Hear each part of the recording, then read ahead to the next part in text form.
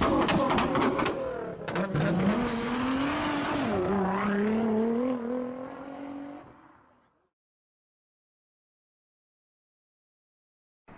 viewers, welcome back to MHP Auto Vlogs.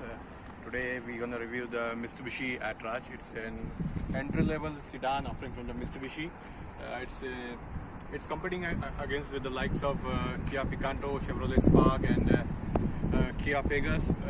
So let's get started, and don't forget to like, share, and subscribe my channel. So first, check out the exterior. Exteriors are pretty wonderful laid out. It's the grill looks amazing, and we are getting fog lamps as standard, which is pretty good. And we are still having the halogen headlamps, but from 2020-21, most of the automobile manufacturer will look to opt for the LED DRLs. So now coming to the side profile. And now regarding the side profile of this car, the length of this car is 4,300 millimeters and width is 1,700 millimeters, and we are getting 15-inch alloy as standard, which is pretty good. And coming to the rear profile,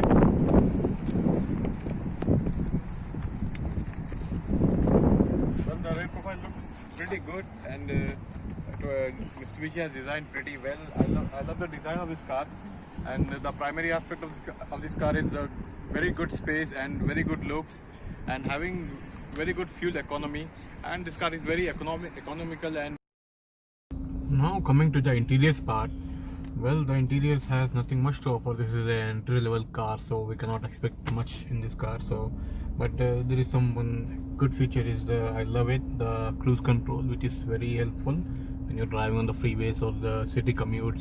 It's a very helpful feature to maintain the speed.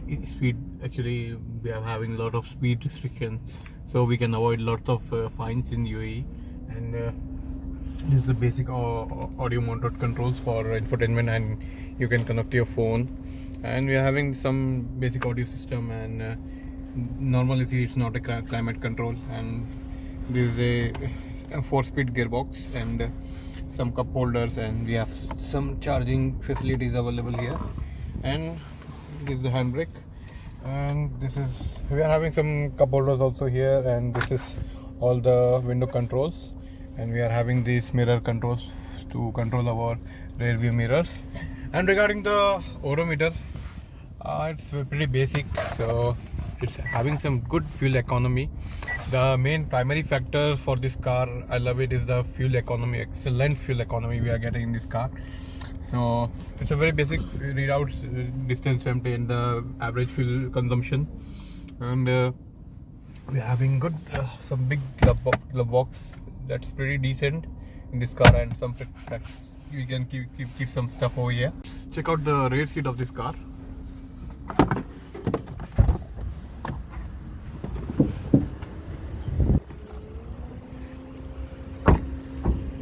Got in the rear passenger seat, there is a lot of ample amount of spaces available. That's pretty good. This is an entry level car, but it's pretty good. The comfort is pretty decent, and we are having some good headroom. And there is one good feature I like, the armrest. You can keep the cup holder, but there is no AC vents for the rear passenger, and there is no charging facilities, but it's pretty good. Now let's check out the boot space of this car.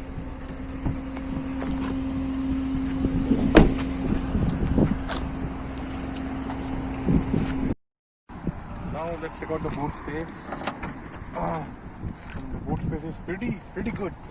This is an entry level car, but it's around 420 liters of boot space, which is pretty good. I love it. The primary aspect of this car is good fuel economy, and lots of space to offer, which is pretty good. Now let's check out the performance of this car. Now let's talk about the performance.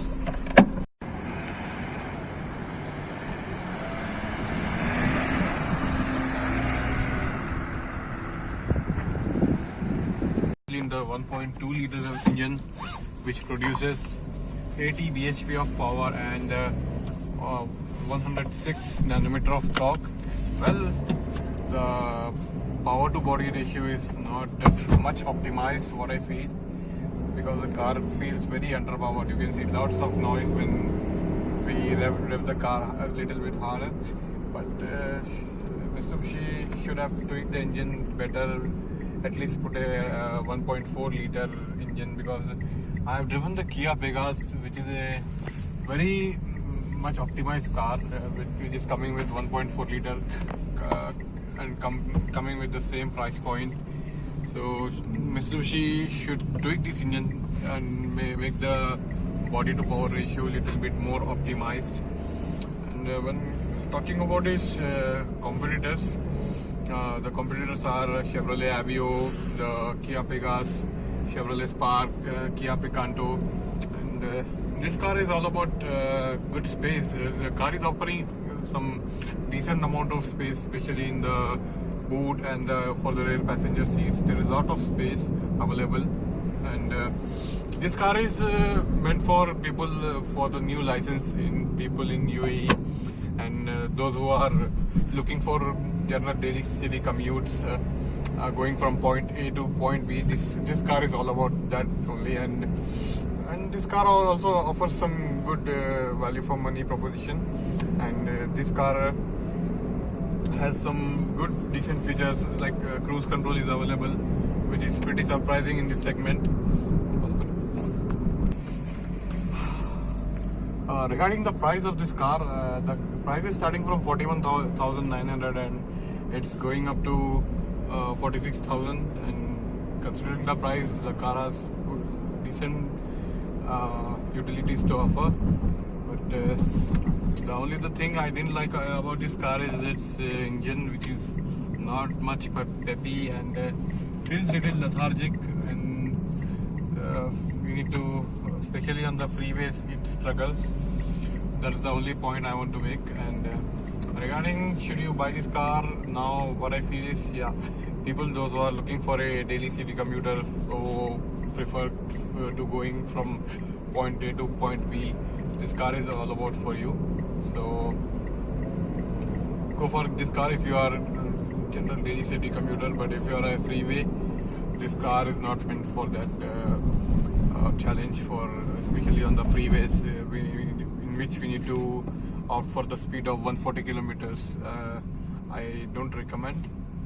Well, that's it for now. Thank you so much for watching the video.